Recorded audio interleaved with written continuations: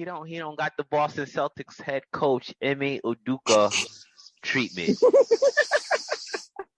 He got it down on lock. I don't know if you guys know what's going on with that story. That was brought to my attention earlier this week. Oh, we know. All right. And that shit ain't got nothing. That shit don't make it no worse just because his baby mama's Nia Long. Yo, facts, man. Yo, you know what I don't get? Shay was been sending me these fucking postings. Dudes be like, yo, I can't believe he cheated on Nia Long. And I'm like, yo, Nia Long is 51 years old. Man, please. I was like, yo, if prime Halle Berry could get cheated on, 51-year-old Nia Long can easily get cheated on. It makes no difference. Listen. Beyonce got cheated on. Nia Long get cheated on. Halle Berry. Like, get the fuck out of here. It's like, motherfuckers act like because a female is bad that she just, like, perfect. Used to be bad. Nia Long, I won't say she hit the brick wall, but, like, she's like. Even if she is still in her prime. That don't make it like, man, nigga, fuck out of here with that shit. Yeah. Like, and one thing I really hate is when fag ass niggas act like, oh, you have to fight in the right one. You have to be so faithful in this. Fuck out of here. Here's the reality. Some niggas is only faithful because that's the only options they got.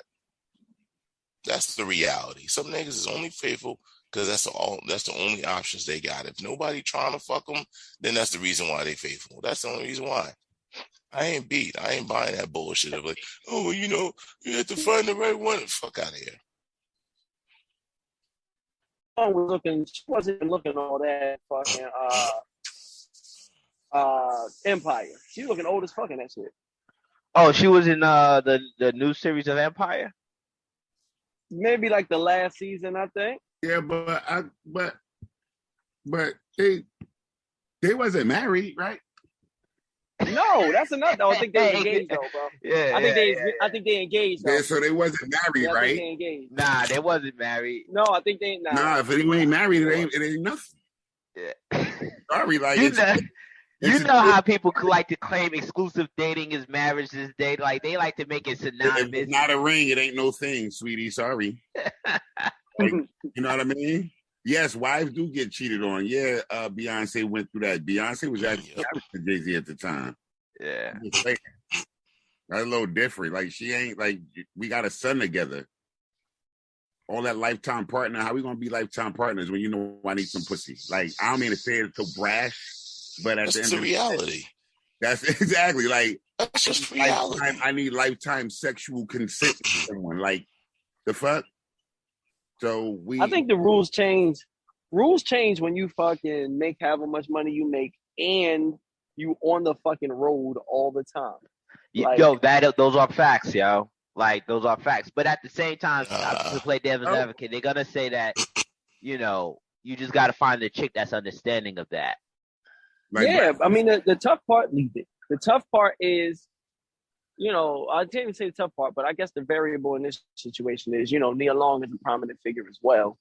So she really should have just got with a fucking simp ass nigga, or not even a simp, but a dude who understands, like, yo, this is my situation. It wouldn't have been that though, yo. Mary J. Everybody gets cheated on, bro. Yep. Like what Black was saying, everybody. I'm trying to tell you, like, we keep trying to change up the reality. I'm trying to justify it, like, it's this girl. Like, Queen Elizabeth gets cheated on, bro. Like, it doesn't matter, bro. Here's the biological reality, right? A woman's menstrual cycle is every 28 days, right? Between the 11th, 15th day after her menstrual cycle is when she ovulates. That's when her body is telling her, make a baby, make a baby, make a baby. For about 3 or 4 days out of the fucking month. A nigga is making new sperm daily. And his body's telling him, make a baby every fucking day. But a nigga's supposed to wait until the right time for her? Come on, man. Get the fuck out of here. Biologically, that shit's not even correct. So it's just like, the reality is that we put these arbitrary rules on this. I mean, as human beings, yeah. So it's just like anybody who fails these arbitrary rules is something wrong with them. Get the fuck out of here. And I don't know. Grow the fuck up. I don't know if it was cheating unless Nia calls it cheating because we don't know what kind of relationship they have. You know what, Smith? You get a ding for that. Yeah. Because it's the same thing with Hillary Clinton and Bill Clinton. A lot of people, try to make Hillary as a victim, and Hillary probably on the back of the scene just like, yo, Bill Ben had a pass. Yo, fucking. Like Bill Ben had a pass because she's never once talked about it. Not once. That's what I was gonna ask you about the whole Nia Long situation. Has she come out and said anything? Nah, so far she hasn't said a word. Listen, Bill Gates has a proposition in his prenup. Before he separated with Melinda, All right. Yeah. A proposition in his prenup, like, yo, listen, once a year, I go out on holiday with my ex-girlfriend at my villa, for a week to smash and dash. It's part of the agreement. All right. It's just the fact that it's a reality. It's just the fact of the average man can't say it with the rules and regulations. Of the world. The average man can't say it, but it is a reality, and some chicks play by different rules. Like, listen, you're going to do what you do. Just don't let me know about it. You know what I mean? Don't let it come home. Yeah. That's all it is about. It's just don't make it messy. Yeah, that's it. Yeah. Don't make it messy. Now, and again, they weren't married. I don't know. When you like 51 and 52, if boyfriend and girlfriend shit works, I think that's a situational thing. But I would say this: I know that on certain movie sets and shows, that Nia Long has a bad attitude. She hasn't secured certain roles because of her attitude. So I'm just going to put that out. Oh, you mean, okay, I thought you meant that's the role that she's playing, but you're saying as a person altogether. Person, that's how she is, yeah. She got an air of arrogance with her, so. Yeah, but that's all these chicks. No, I know, but I'm just saying, like, that's all these chicks. Maybe he was tired of that. I don't want to listen to that right now. I'm gonna go listen to nobody talk. Fuck, I'm gonna fuck this man. Fuck that, man. He was just trying to pipe some young shit. That's all that shit was. Yeah, he was trying to get some sex. Like, yeah, but again, that goes back to that whole, like, yo, there has to be an understanding. Like, yo, I'm a fucking prominent, famous figure. Y'all gotta understand, boo. Well, for a lot of black females, though, there won't ever be an understanding of that. No, that is facts. Yeah. Yeah, man. I don't know, unless you're going that whole, I'm clean and all that shit.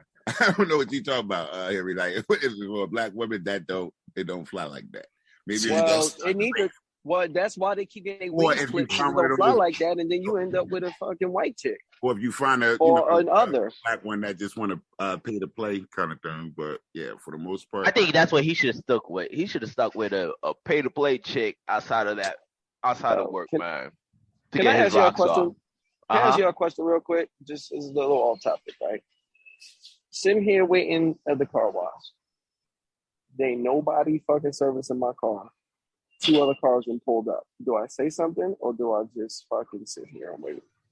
2 other cars. I'll go say 2 something. other cars pulled up and got service? Yeah, like niggas is supposed to be fucking cleaning my shit, bro. So look, let me show you. How the fuck do I put this damn camera? Are you going online? No, nigga, yo. Here's my car that's been here already. Niggas just pulled this shit up.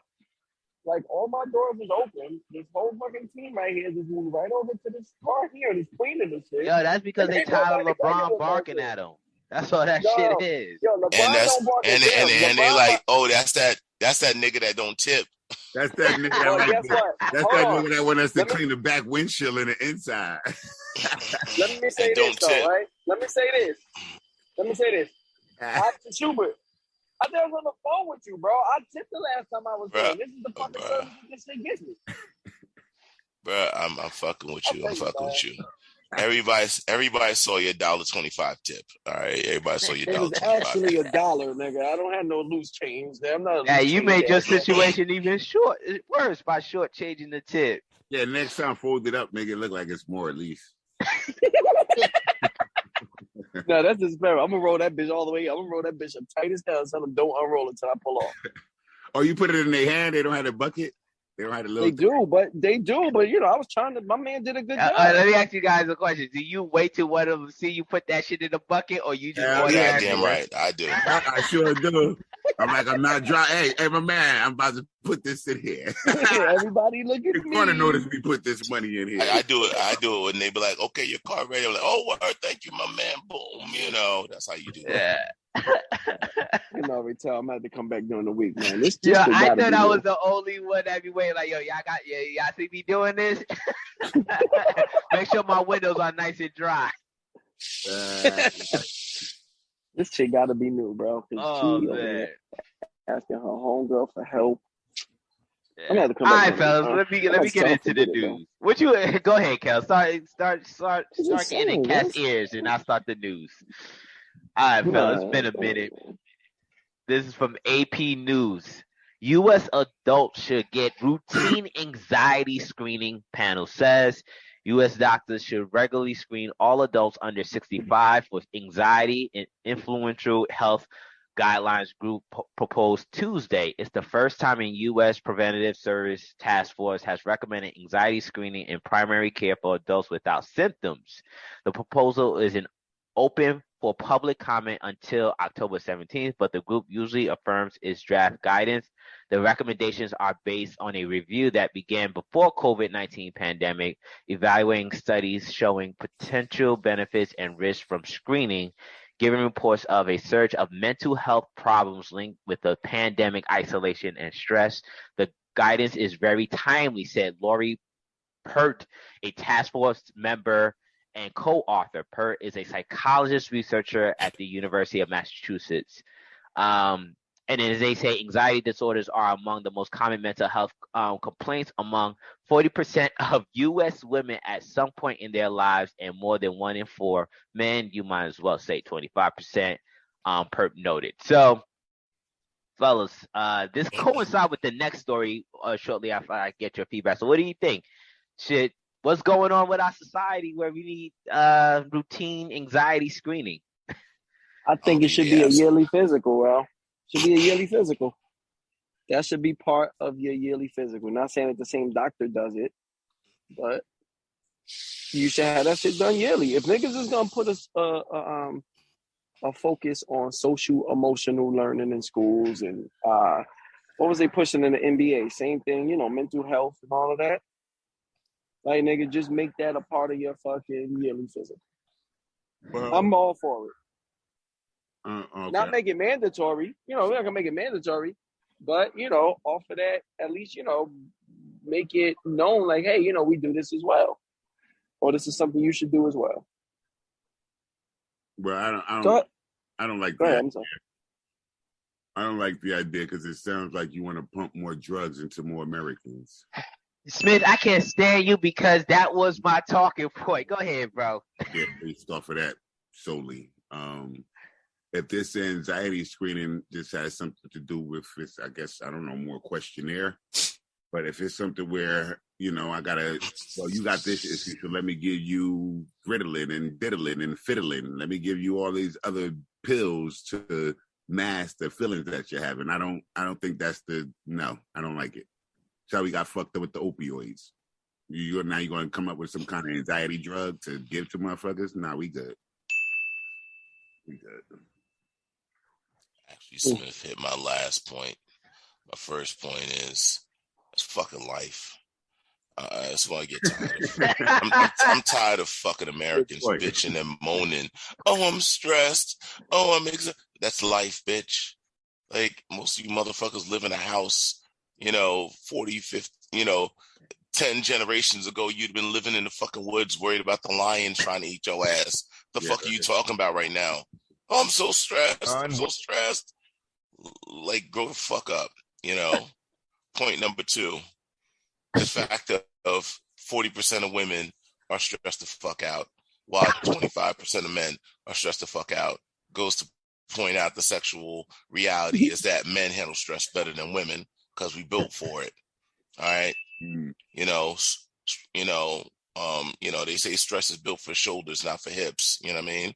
So that's the reality. Bruh. That's why some of y'all women need to calm the fuck down with all this masculine energy. And then third, I was going where Smith is, where Smith went with it. It's like, oh, so you need one more pill to deal with your bullshit. All right. Like, get the fuck out of here. You know, like, sometimes, you know what? I think it'd be better off with just all the shit just fall off and it'd be survival of the fittest. Real talk. What did you call it, Smith? That liquor tongue? I'm feeling the liquor tongue chill like Zeus this morning. Liquor talk Zeus. Yo, we need liquor tongue black Zeus. Yeah, the liquor still ain't wear off, but last night was raw. I'm telling you right now. There's a reason why that shit lasted to 2 a.m. That shit was raw last night. It is only 9. Yeah. Oh man, shit. Since you hit on your second point regarding women and stress, I'm gonna piggyback this story with this other story that just came out this week simultaneously. So this is from USA Today. The level of stress and anxiety and sadness among women are at a 10-year high, survey shows. Level of stress, anxiety, worry, sadness, anger among women worldwide are at a 10-year high. In one of the largest studies on women's well-being, analytics firm Gallup and medical tech company Hologic teamed up to survey over 66,000 women in 122 countries around the world. Studies authors found that 43% respondents said that they are experiencing worry in 2021, 41% reported feeling stressed, 32% reported feeling sadness, 26% reported feeling anger. Compared to 2020, worry, stress, and anger among women rose by 3%, while sadness rose by 6%, which are all record highs since the Gallup World Poll began tracking emotional health a decade ago. I'm just going to read this last quote, and then you guys could read whatever's left on here. The lack of progress and in some cases backward momentum justify an even louder wake-up call for world leaders to do more for women, whose well-being underpins the health of families, communities, societies, and economies, said Hologic President and CEO Stephen McMillan. Let me jump on this one first. Okay, lick a tongue black blue. Since I already opened up the can of worms in the first place. All right, here's the reality. Since women have been more independent and more, educated, this, that, and the other, that's when women got more stressed. When your ass was at home, protected, fed, taken care of, you didn't know what the fucking bills were. You didn't know, how much this was, this, that, and the other. You didn't have the stress of going to a job. You didn't have the stress of trying to get your PhD. You was chilling.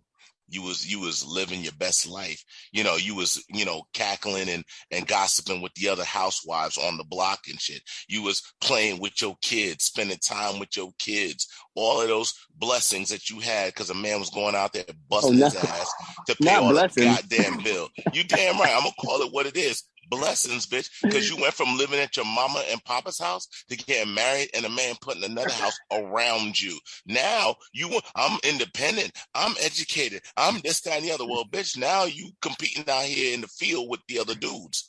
All right. So you stress the fuck out. That's why you stress the fuck out. Then you trying to still have the housewife life. You trying to be Miss Career and educated and still have the housewife. Like, oh, no, I still need a man to pay all the bills for me so I could be home with my kids and this, that, and the other, blah, blah, while I'm still Miss Independent. That's the reason why you stress the fuck out. You bit off more than you could chew. Yeah. You bit off more than you could chew. Admit it.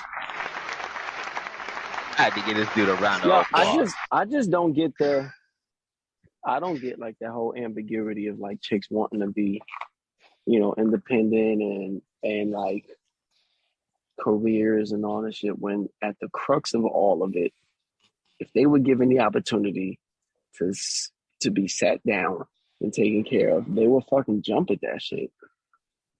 You know what it is? Somebody sold them the false idea that they were being oppressed, right? That's the false idea that they were told.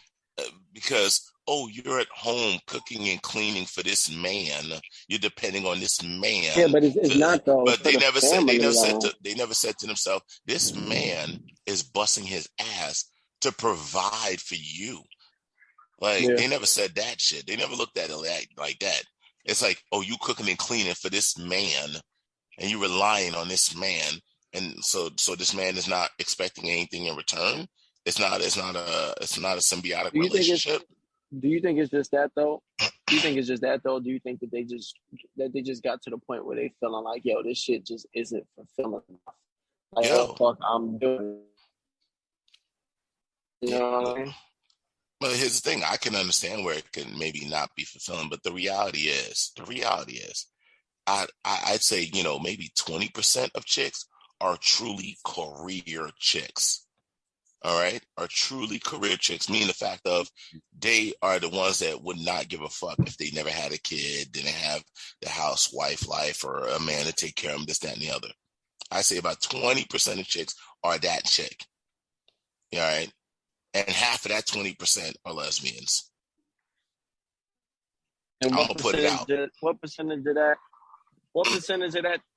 them 20 chicks fall in that 40% of chicks who's fucking not happy? Oh shit! They have more than 20. That whole 20. That whole 20. No, I'm not gonna say that whole 20%. I'm not gonna say. I'm saying none of them happy. Ain't none of them happy. No, I'm not. I'm not gonna say none of them. I'm not gonna say none. I'm gonna say one or two of them. There's gonna be a couple of them, but the whole thing is, it's gonna be more the kids. It's gonna be more the chicks that wanted that housewife life that got suckered into this whole like independent woman bullshit. Mm-hmm. All right. So where do y'all think that shit falls? Wait. I got a different spin. Yeah, let's miss chime in real quick. Question. Let me get to say something because this is a 10-year high, and I was just looking at some information. Instagram started in 2010. Snapchat started. Give this brother applause. Repeat. So there's a linkage there. The linkage here, yeah. Instagram started in 2010. Snapchat started in 2011. The last two where you're really showing your body a little more, OnlyFans 2016. TikTok not necessarily showing your body, but that started 2016 also. I think there's a direct correlation with looking at other females' lives and body images and all of that. And that created this stress, this anxiety, this sadness among women. Looking at other people's lifestyle and saying, why is mine not like that? Has created that. This 10-year can directly go back to Instagram starting in 2010. Right? It's 2022, right? We're about to be. Yeah. So it all lines up about right. Snapchat again, 2011. So I'm just saying, I think it became more of a looking at other people's lifestyles and body. Because it's like, females would want to work on their body, but they'd rather look at another female's body and talk about her body instead of getting out in the fucking gym and working on their own body and shit. You know what I mean? So. Yeah, but if you look at which one of those females it is, those females are usually the single and unmarried. They're the one that talking about I'm flying out. They're the one that's talking about like girls trip. They're the one that's talking about like look where I'm at now. But that's the other part. The 10 years and it's 10 years of me getting this money and flying out jet setting on my own. Now I've put myself in a situation where I can't find a man that's equal. That's the other part of it. You know what I mean? Like it's not. I don't even think. You know what? I don't even think, Smith, that these chicks really be looking for a dude that's equal. Nah, it's more of a dude looking to fulfill that lifestyle for them. Because a lot of these chicks be broke as fuck. Nah, listen, man. We talk about Nia Long just now. It ain't that, bro. Like we just talk about Nia Long. Yo, it's not even a matter of they're equal. It's about. Nah, but they want to feel like they have somebody that's equal, man. That's what they want to feel like. Remember, the chick ain't going to get. If I'm making motherfucking 300,000, I'm not dating a dude that's making 100,000. That's the female mentality. You know what I mean? Yeah. I want to go beneath myself. I'm just saying that's their mentality. That's their mentality. Yeah, absolutely. That is their mentality. But the whole thing is, I also see it move. When you mention the Instagram thing, I know a lot of chicks, quite a few, that are making like maybe 70,000. All right, making 70,000. But if you check out the Instagram, you swear these chicks making 250. These chicks always going somewhere, always flying somewhere. That's the problem. You know what I mean, they got a car that you like. I know that's outside of her budget. Like, what the fuck? Exactly, you know what I mean? and that's where the anxiety comes in. Like, I know that's outside of her budget. And them bills is piling up. How is bills is piling up? You know what I mean? Yeah, man. You how guys is hit the it. greener over there? That's what Yeah. you're trying to figure out. How is that grass greener? Like, I know she lived down the block from me. We graduated from the same school. We work at the same packaging plant. How is we make the same amount of money? How is she living this lifestyle? So my anxiety is up. All I know is listen, she got 3 kids. I got 1. How is she living that lifestyle? Yo, bro, my neighbor tenant, I know because I know the landlord and she the one of his tenants is driving a brand new BMW, and I'm like, how the fuck are you living here driving a BMW? How? I don't have a BMW. My grandma has to be fly. Bruh. Because your boy, I be bugging. I be seeing this shit, and I'm like, what the fuck? And I be like this one chick I know. This chick work in the mall. Well, she don't work there anymore, but the whole thing last, umpteen years, she's been working at the mall at one of those like Build-A-Bear spots. She's a manager there, right? Yeah. Over in Livingston Mall and shit. They still got that Build-A-Bear spot in Livingston? I don't know if it's still there. I know she's been there. I don't know if after COVID that should change, but the reality is, if you look at this chick Instagram, yo, she be here, she be there, she be here and there. And mind you, the chick is like in her mid 40s, still, and mind you, still flashing the body that she got a little work on. She work out. She work out. Don't get twisted. She does work out. But, she be on some old, like, Nicki Minaj, Cardi B type shit. And the way she be posting, every time you see her posting, every maybe 5-6 weeks, she here, she there, this, that, and the other. And I'm like, bitch, that might, like, I know you in debt. There's no fucking way. Man, of course. And, to something that Smith said in regards of, the anxiety screening and leading to more drug, prescription drug being prescribed and stuff. I remember years ago hearing that women are the largest consumers of these sort of antidepressant drugs, and this is evident that they're going to be continuously be the largest consumer of antidepressant drugs amongst the two genders, man. It's they be popping the shit out them pills, boy. But what's the crazy thing to me? If you want one, you want one. No, I don't want one. No, thank you. Yeah. Here's the crazy thing to me. It's like, as a man, our stress is like, how I'm gonna make sure that the roof stays over my family's head. How I'm gonna make sure I maintain this lifestyle, put my kids through college. Some real world fucking problems. Yeah. All right, that's what we stress about. That's what our focus is. These chicks be like, oh, I don't have the latest such and such fashion. I haven't gone shopping in 2 years. What? All right, so let me be fair. Let me bring up the other. Oh, go ahead, Cal.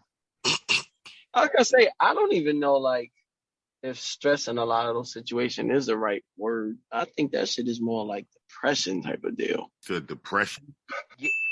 Yeah, like not having the latest whatever, or my body isn't fucking, looking like the next woman's, or but it's trivial shit.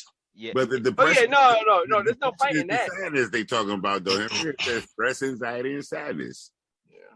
The depression is the sadness. So, like, one of the things that this study report, you're always going to be sad if you listen. You will find yourself constantly in a state of sadness or depression or despair if you are looking at social media and comparing your life to what you see.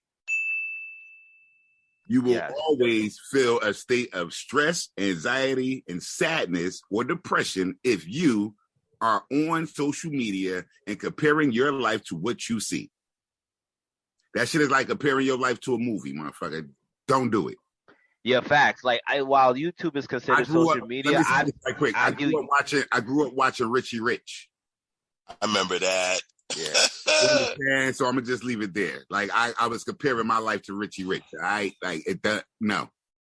And yeah, so like you Nah, said, but imagine even viewing that. that sort of let content. Cash get a word in, bro. Yeah, Cash. imagine viewing that content every second of every hour, like social media's provide. But to play devil's advocate somewhat, or present this talking point. Now, this article also mentions that mental health expert says that the report shows how women have disproportionately shouldered the emotional burden of the pandemic as families face job insecurity, unstable housing, and interruption to medical and child care services. So they're saying that women are disproportionately handling more things that men are typically not seeing on the day-to-day. Do we agree with this? What In are the regards subjects? Hold up. I On don't. what area specifically? I don't agree to per se. like On regarding job security, housing, interruptions to medical and childcare services. Okay, I'm gonna say this. More the women will appear to shoulder it because you have more single family households. Thank you. Like the fuck. Thank you. See, Smith stole that shit right out of my I'm mouth. just trying to say, like, you got more females raising a child, and like it's stupid as hell. This is dumb. If you are a married woman, you probably ain't worried about that. You probably ain't worried about shouldering the emotional burden. Exactly. If you're a married woman, you're probably not worried about all that. But if my wife ain't worried about none of that shit. Exactly. But if you're not, you probably are. If you're a single mother, yeah, you're dealing with all of the am I losing my job? Can't go to school. Who's watching my kids? Yeah. Okay. So yeah, I get that. Like, duh. I mean, you know what's so funny? They said that also in the study. It says that while both men and women did leave their jobs, I'm guessing voluntarily during the whole pandemic in droves, they said that men were quicker to return back to the workforce than women were. You goddamn right. Get the fuck out this house. Took my ass back to this job. Because here's the thing. The reality is, and I hate the fact that motherfuckers won't admit the shit that men don't operate on the same programming as women. All right? Fucking women are on an Apple operating system. Men are on an Android operating system. They don't. Hey, don't diss Android. What the fuck? You stupid. Anyway, my whole point is, it's like, listen, men need purpose. All right, we need direction. We need purpose. We need something for a reason for why we get up in the morning. All right, and when we see shit like, okay, this nigga doing this, that, and the other, we get competitive. We don't get jealous or depressed by another nigga's success. We get competitive, like, oh, that nigga doing this. Oh, I got to step my game up. Women get jealous when they see a chick living her best life, and why don't I have that? Because women are raised to think that they're a princess and that they deserve everything in the world and that they're special. While niggas is told from day one, nigga, you ain't special. You better get up off your ass and go get it. Yo, and right? I'm cool with that. I'm cool with that, Schubert. As long as like the women fucking play their role, you can't have it in between. Yeah, but that's the thing. Nobody's telling them what their role is anymore. Mm-hmm. Nobody's telling what their role is anymore. No, I think that they are telling them what it is, bro. Just no. But you just said that niggas were saying that one chick was saying, oh, you can't have a man treating you this way. Your role should be so. You should be going out and doing X, Y, and Z. So they are telling them what their role is. It's just that they got females. It ain't what they really want to do. Listen, like, they got other females telling what their role is. Yeah, so they got. I'm saying, but they got somebody telling what the role is. It's just that you got somebody in your ears telling you a role that you think that you're supposed to be playing. When at the end of the day, your motherfuckers really don't. Majority of them don't want to play that fucking role. Like, cool. I don't know if it's that majority of them don't want to play that role though. The whole thing is, here's the reality. Find a guy to play that role with, man. That's what I think. That's the thing. They got to find a guy to play the role with, because here's the reality, right? Before, I'm saying the role of like independent woman, bro. That's what I'm saying. What I'm saying, majority of them don't want to play that role. But that's the thing, is that's what you're not understanding, is that women want to be an independent woman while still having the benefits of being in a male dominant relationship. Mm-hmm. All right, and that's just not going to work. That's like saying, okay, I want a round tire on a square rim.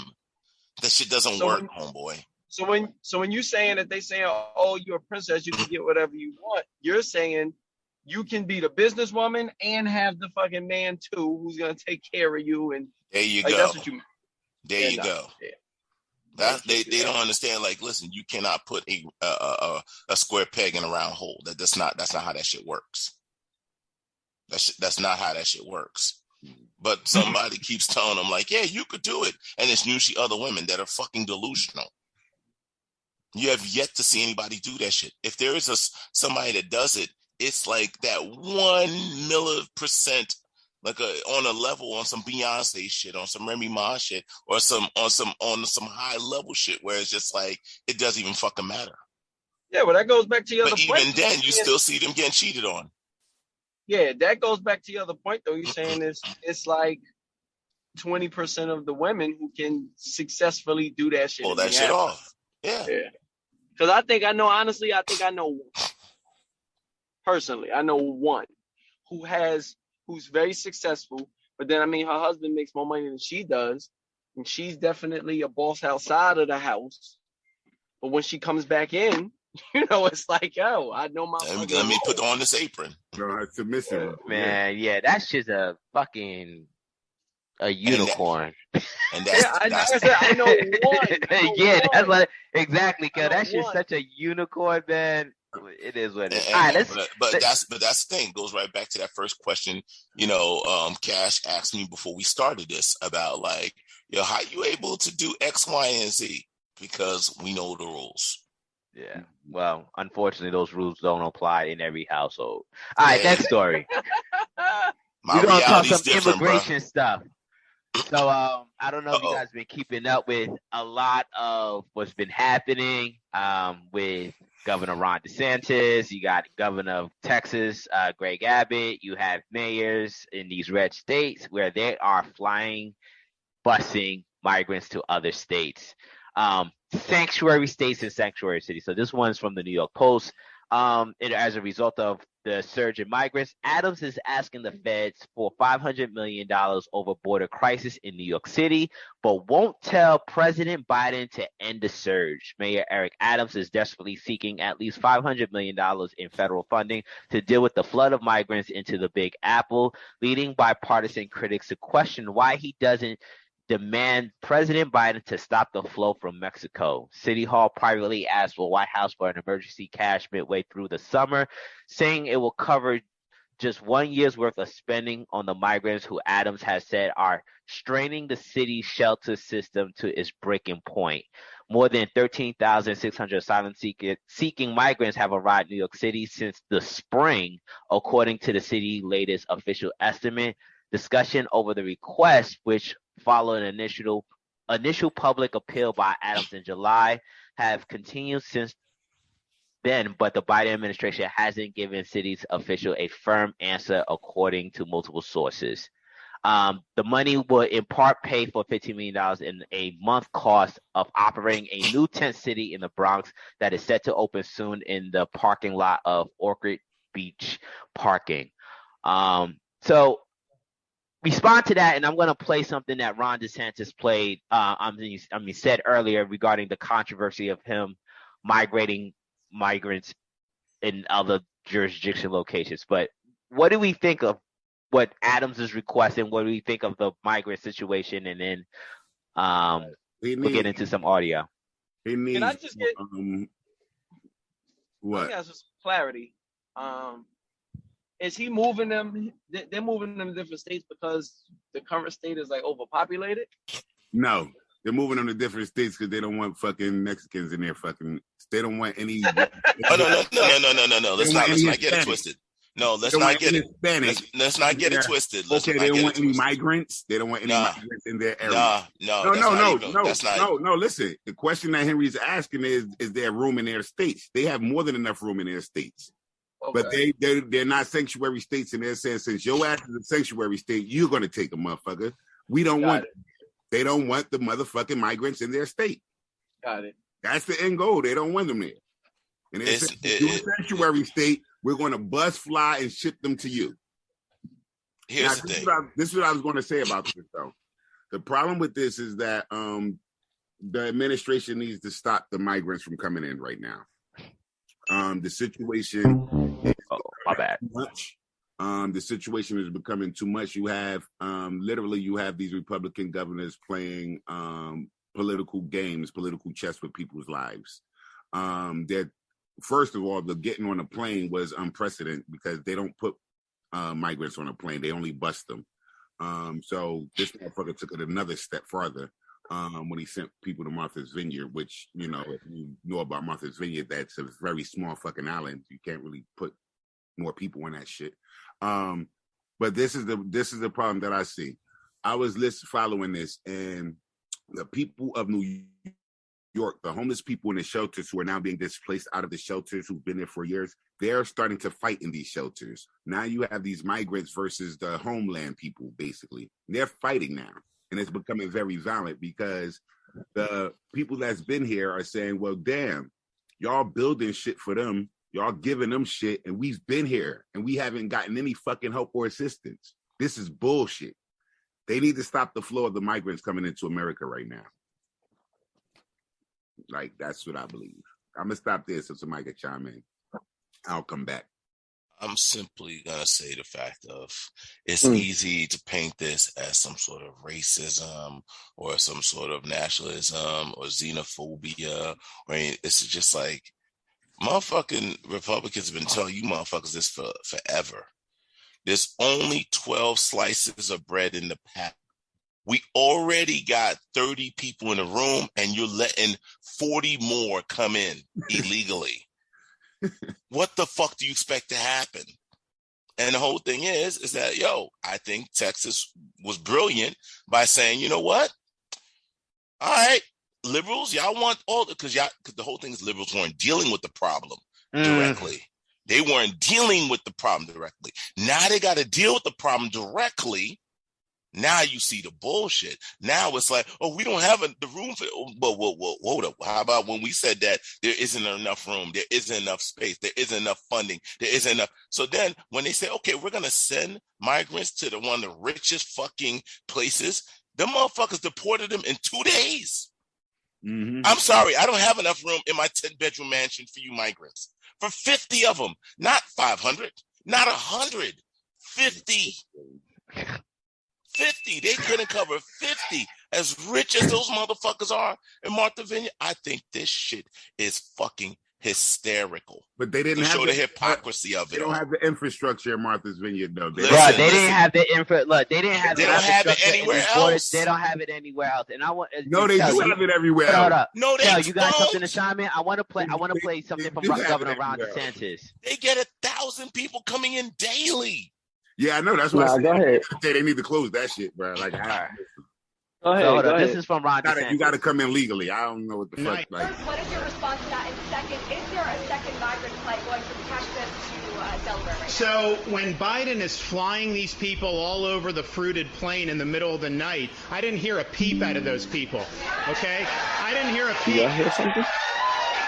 All right. So okay, there we go.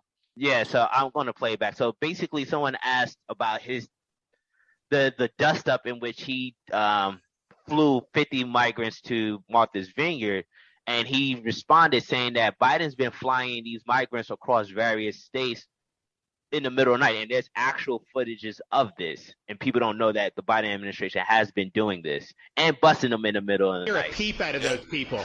Biden is flying these people all over the fruited plain in the middle of the night. I didn't hear a peep out of those people. Okay? I didn't hear a peep.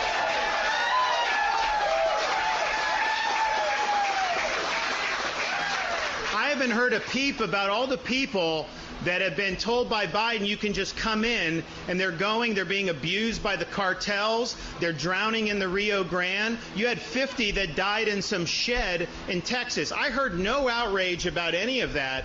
I haven't heard outrage about all the fentanyl that's come across the border that's killing Americans in record numbers. I don't hear outrage about the criminal aliens that have gotten through and have then victimized people not only in Florida but all throughout the country. I didn't hear any outrage about that. The only thing I hear them getting upset about is you have 50 that end up in Martha's Vineyard. Then they get really upset.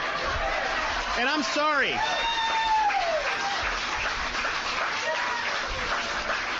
those migrants were being treated horribly by Biden. Oh, They were maybe hungry, I'm bugging. homeless. They I can't had hear no the opportunity audio at all. The state of Florida, it was volunteer, offered transport to sanctuary jurisdictions because it's our view that, one, the border should be secured. And we want to have Biden reinstitute policies like remain in Mexico and making sure that people aren't overwhelming. But short of that, if you believe in open borders, then it's the sanctuary jurisdictions that should have to bear the brunt of the open borders. So that's what we're doing. But what happened was they were provided an ability to be in the most posh sanctuary jurisdiction maybe in the world. And obviously it's sad that Martha's Vineyard people deported them the next day. They could have absorbed this. They chose not to. But what it shows is if 50 was a burden on one of the richest places in our country, what about all these other communities that have been overrun with hundreds or thousands? It shows you when now these policies are on the front burner.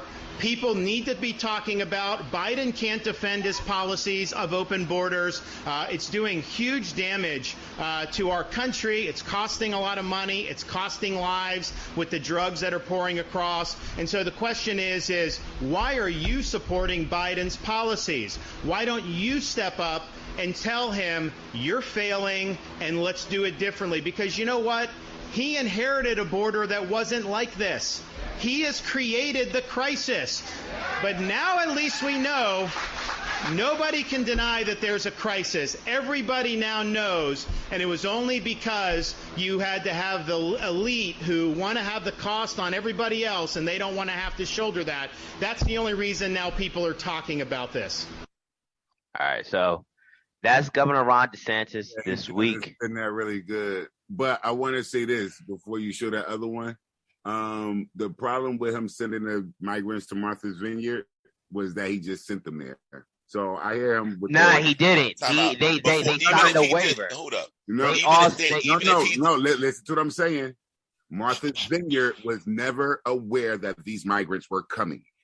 Does Texas get a warning when migrants come to the border? No, let me. Do they get a warning? Do they get a letter? Do they get any admission or any notice ahead of time? The way that it's supposed to run, the way that it's supposed to run, you're supposed to let the state know. Yes, he had the migrant sign a waiver. The waiver that the migrants didn't know. The waiver that the migrant signed. The waiver they was told this: you're going to get on this plane and you're going to have shelter, job, health care. This is what they told them. That's bullshit. So again, you're doing that same Tuskegee experiment with motherfucking lives. Again, it's not the fact that you sent them to Martha's Vineyard. You didn't prepare Martha's Vineyard to receive these people. You understand? Hold up. But here's bro. If I tell you that my state is a sanctuary state, shouldn't I already be prepared for that shit? Boston is not Martha's Vineyard, bruh. Martha's Vineyard is a sanctuary state. But it's Boston more so than Martha's Vineyard. They don't. But they identify, and this is the issue, the political issue regarding all of this, is once you come out and identify, and Governor Murphy, our very own governor in New Jersey, he was one step close to trying to identify New Jersey as a sanctuary state, but he didn't. He called it a welcoming state. Whatever the fuck that's supposed to mean.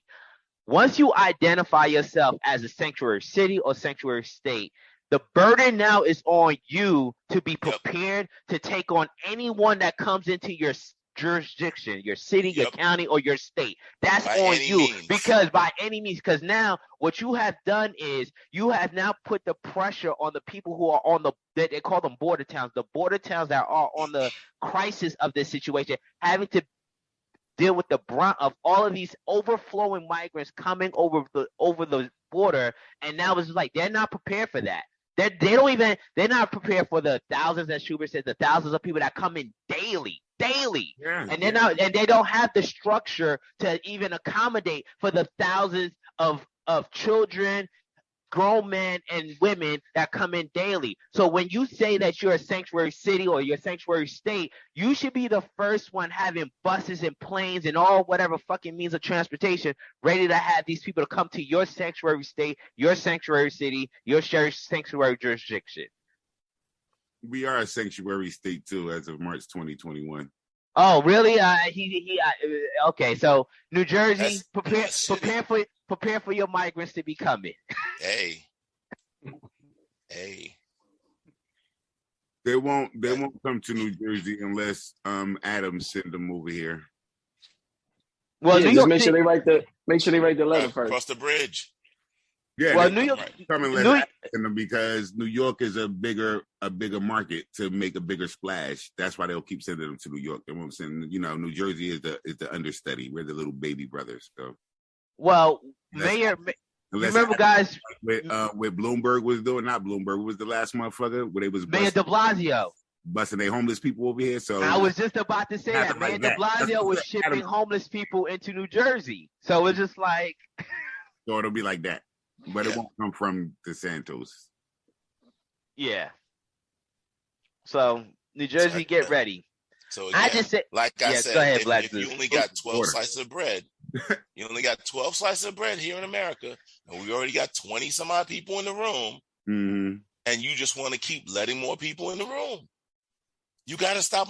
It's just economics. It's just numbers. It's just what it is. It's not some callous, cold thing of, oh, they racist, they xenophobic, they nationalist, this, that, and that. It's the reality. Yeah, and I get the reality. That's what I said when I started. Like, y'all need to close the border right now. I don't know why it's open. I'm not understanding.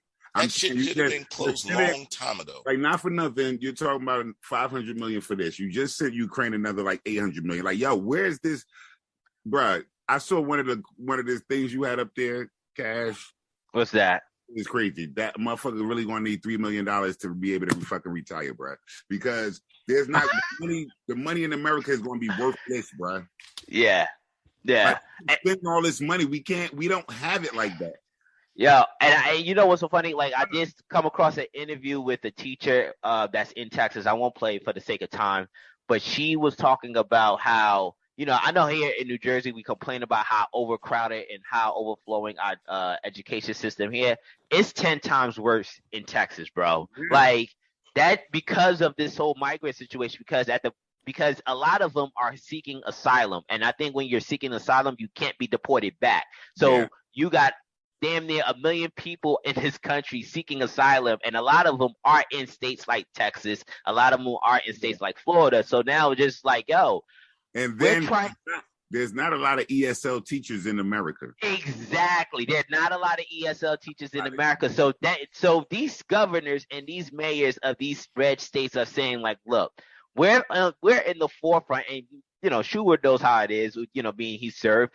When you're in the forefront of anything, you're like, yo, you're trying to spread the load. Like, yo, you can't welcome all of this kumbaya policy, and you don't face any of the brunt. So I think that's what, I as well as some folks might say it was tasteless by Governor Ron DeSantis to pull this political stunt. It did open up this conversation that needs to be had. And like you said, Smith. Well, but here's the reality. You also have to say something. There had to be a breaking point. The breaking point is this. If motherfuckers look darker, motherfucker, that would be the breaking point. Goddamn. Like the Asians? When the Asians tried it, they damn sure put them right back on the plane and sent their ass right back, boy. You stupid. Hours, they was out of here. That shit's crazy. No, listen, that's crazy. They did that. All right, let's feel, bro. Go ahead, Kel. Let's Kel chime in on this immigration thing. I'm sitting out on this one. You sit out on this one. All right, let's do to these last Haitians two are stories. coming into the country legally, though. Man, they getting deported right back, though. They went in early 1900s and got the horse and the whips. You stupid. All right, Smith jumped ahead. This quick story. So this is from Yahoo Finance. Thanks to inflation, Generation Z, Millennials, I even include Generation X in this shit, will now need $3 million in retirement savings to live comfortably. It has long been a rule of thumb to have $1 million saved for a comfortable retirement, but thanks to inflation, the youngest generation of workers likely will need 3 times as much, according to a recent analysis conducted by Wealth Care Financials. By the time Gen Z and Millennials retire, they'll need around $120,000 to $150,000 per year to live comfortably, making $3 million the average amount they need to retire. fellas. I think Gen Z might not, I think for them maybe not 3 million, but shit, I think for even not Gen Z, Gen X, they might need like 2 billion. So what do we think about the new threshold now to live comfortable in retirement? Let Kel start first. He tapped out of the. I mean, that's not really surprising when you think about the whole idea of inflation. I just wonder what is the new definition of what they say, live comfortably, right? That's so, like, what I was mean by, like, what do they mean by comfortably? Yeah, I don't know. Is that relative to, I mean, that's the only question. If they're saying to, like, live where it's, like, not paycheck to paycheck, and it's like, okay, maybe that's one thing. But comfortably based on what? I'm really not surprised, though. Like I said, based on the whole idea of inflation, and by the time that they retire, that's just probably going to be twice as bad, if not worse than that. So, yeah, if I like to take trips 4 times a year, is that comfortable for me? I'm just saying, like, shit. Like, I'm with you, bro. Yeah. Yeah, I'm like, I think that is on the average. If we all Gen Zs, then we have 12 million between the 3 of us for retirement. Like, that's what you're saying? Like, the 4 of us would have to have $12 million. Yeah. That's a lot, bro. We can live comfortably. That's what I'm saying. Like, you get what I'm saying? That's 12. The 4 of us need to have $12 million. That's a lot. I mean, now here's the thing. You also have to look at it from, if they're saying by the time our kids and our kids' kids, our retirement, that the dollar has depreciated so much that 3 million is what you used to buy you, what 1 million used to buy you. Yeah. Mm-hmm. So it's really a matter. It's not just like, you got to remember, it's not necessary that your dollar is going to hold the same value, because you got to remember, like, before JP Morgan, there was no such thing as a billionaire. Now you got multi-billionaires. Mm-hmm. I mean, so it's all a matter of where you at with it and what your perspective is. But going back to, like Kelvin said, that was the first thing popped in my mind. What is your idea of, a comfortable living? Because I look at it right now where I live in a 2,100 square foot home, and my mom is retired and she lives in an 800 square foot home, and she's fine. She's comfortable. Bro, I love that you brought up that, because I was having that discussion with my wife, because, we're house shopping in North Carolina. And I shared this with Kelvin, and one of the contentions between my wife and I was the whole square footage thing, because I was just like, yo, why do you need such a massive square footage of a home when it's just us? Like, we don't need all of that. So it's a matter of, do people need to reevaluate their lifestyles? Because maybe 3 million is not that threshold. It could be significantly less. Yeah. It's just evaluating your lifestyle. Because here's the thing that people never think about, right? So, for instance, like I said, I have a 2,100 square foot home. My sister has a 4,000 square foot home. God damn. Okay. Can she occupy all 4,000 on a regular basis? Nah. She mostly spends the time of her day, like in her kitchen, in her bedroom, and in her living room space. She still has the dining room that they don't even eat in the dining room unless they have guests. They mostly eat in the kitchen when they have, breakfast, lunch, and dinner. All right. Thank you. Then they have a sitting room that is like, becomes like one of the kids' playrooms almost. You know what I mean? They have extra bedrooms that nobody sleeps in. Bro. Yeah. Thank you. So it's just like all this excess with Americans. It's like, are you really getting your money's worth? Because people think the more they get out their money. It's actually the more utility you get is the more you get out your money. If you buy an item for $500 and you use that shit twice a year, are you really getting your money's worth versus the thing you bought for $500 that you're using on a daily basis? Mm-hmm. Like, people don't think about that shit. Man, Black Zeus, that was, man. I finally convinced my wife to come around because we went to a house that was like 2,600 square feet, right? And we walked around. I'm like, how are you going to utilize these rooms? Tell me. I literally asked her. I had to wait till the realtor wasn't not in earshot. I had to ask her because I looked at her. I was just like, if it's just us, all of this space means nothing. It's just like I don't want to occupy such a large house that you got to pay a shit ton of money for in property taxes. That means nothing. Like it's just you got to get super creative. So this is going to be a wardrobe closet. Exactly. And this also is going to be a wardrobe closet. It's an art classroom over here. Like, like what the fuck? And I'll give you an example. I remember before I bought this home, right? One of my peoples was saying, like, you know, a couple of my peoples was arguing with me because they were saying, like, you know, how my wife was talking about buying a house and talking about buying something bigger, right? Like a 3-bedroom. And I'm like, what the fuck I need 3-bedroom for? Oh, when you have guests, let the motherfucker stay at a hotel. Why am I spending? What? You know, and then they're like, well, what about when Tyler is an adult and he has kids and he wants to come over? I'll put the motherfuckers up in a hotel. Because if you really do the math, I'm paying on a monthly basis in my mortgage. Let's say I'm spending an extra $200 a month on my mortgage for that extra 200 square feet for that room. Let's say not even 200 square feet, 100 square feet, right? For that room, right? That extra $200 I'm spending on my mortgage, you know, or let's say $100, that is $1,200 a year. At 3 fucking years, 30 fucking years. All right. That's $3,600. That's $3,600. I could either put that $3,600 in my fucking pocket. And when you come to visit, I put you up in the hotel up the street and spend $500 and still save me some money.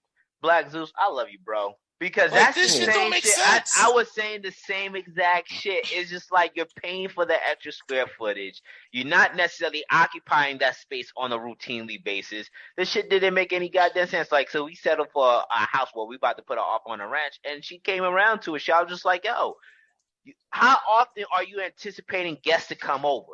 Honestly, we don't get motherfuckers here living here all now. The time, bro. Well, yes. There all the time, man. But it's to the point of the comfortably. It's just like, are we saying in excess of Western society, which obviously is always the model of excess, or are we saying like, yo, you're just doing things on the basic necessities of what you need? And I think that is a good question, Kel. What is comfortable? And I wish they kind of drew that, you know, out as regards to like how we are defining comfortable. All right, last bit of story before we transition into the book, because I feel like this story needs to be touched before we transition into the book. This is from NJ 101.5. New Jersey parents, schools are warned over opting out of sex ed classes. As we all know, a lovely Governor Murphy, passed these, ridiculous sex ed education classes. So parents and school districts are being warned about continuing to push back on new sex education standards being implemented in all New Jersey schools. Education officials in New Jersey Governor Phil Murphy's administration issued their strongest language yet regarding districts that fail to comply with new standards, telling them that they will face severe punishment for non-compliance. If districts do not comply with the new standards, they face loss of local control, monitoring by the state, in extreme cases, loss of state aid. As for parents who do not want their children exposed to the new lessons plans, it won't be as easy as holding them out of school when the classes are taught. Parents or guardians will be required to write formal letter to the school principal detailing how the lessons conflict with their conscience or sincerely held moral and religious belief. If parents do not write the letter and hold their kids out of school, it could be considered as an unexcused absence, potentially impact advancements or graduation standards. While most of New Jersey's more than 500 school districts have complied with the new standards, a few have tried to implement creative workarounds. Districts are generally given a broad latitude on how to implement state minimum standards for education. The Department of Education does not require specific lesson plans. It's up to each district to craft their own. Some districts and county governments have publicly condemned the standards, but are expected to comply in some form. Others have decided to create an opt-in policy where parents have to actively tell the school they do not want their kids to attend sex ed classes. So, fellas, this is now being shown that you can't simply just opt out if you want. This is going to be a forced curriculum. So what do you think? I'm glad we got two educators, a parent, another brother who lives with an educator. So by de facto, you kind of an educator in some ways. So I'll let you guys have it, and then we'll transition into this book. Is this what's the age range on this? What did it say? It doesn't say, but remember, I think they start the sex ed education in second grade in New Jersey. Second grade, yeah. So that's the thing. Whatever those, it's K through 12. It's K through 12. Okay, I'll stand corrected. Thank you, Smith. That whole thing about having the parents sign a letter and all of that. I don't agree with that until it's at an age where we can agree that sexuality should be taught in school.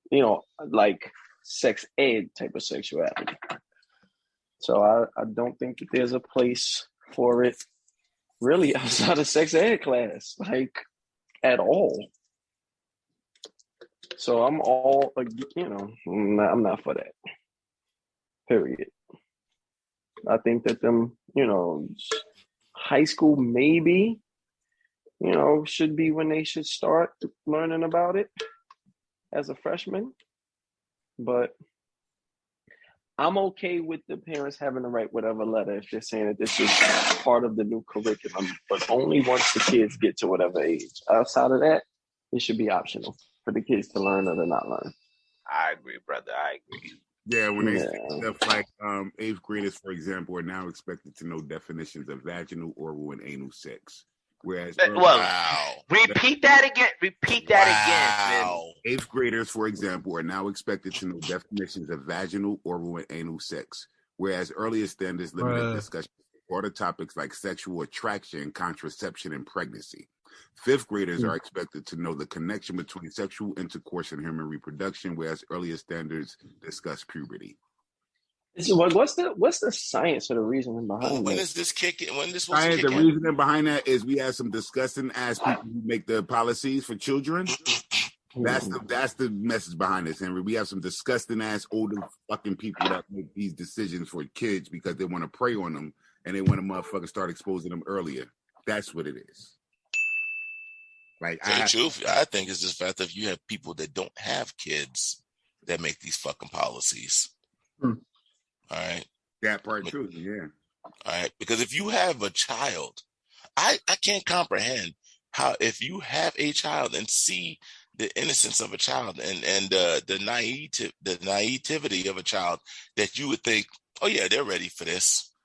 They're ready for this. This motherfucker who still needs help telling them to clean their room, wipe their ass, and do basic shit. They're ready to talk about oral and anal sex. So in Clifton, their health standards includes list medically accurate names for genitals, define reproduction, and discuss gender stereotypes. Somebody tell me where the SAT score is. By the end of second grade, they have to do that. Where's the SAT? Where's the SAT section? Check it out, though. They have to list medically accurate names for genitals, define reproduction, and discuss gender stereotyping by the end of second grade, is what I'm saying. This is in Clifton, New Jersey. Yes, this is by the end of second grade. Wow.